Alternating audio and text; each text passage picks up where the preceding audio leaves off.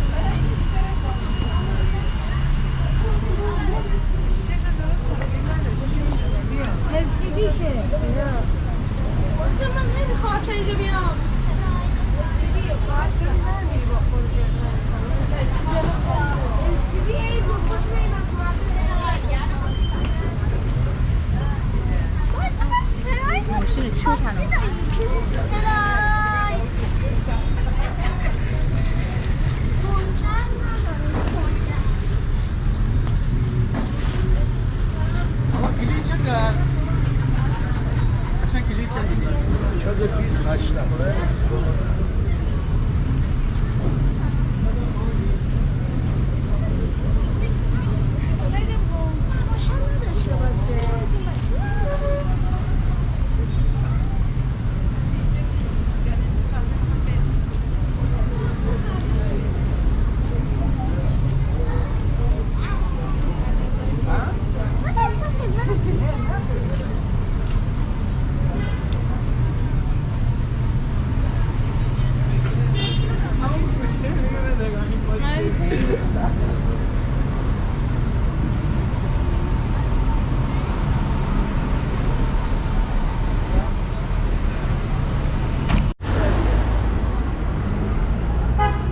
دستمال بخیر بوگاتی برنده شد دستمال بخیر نعمت برنده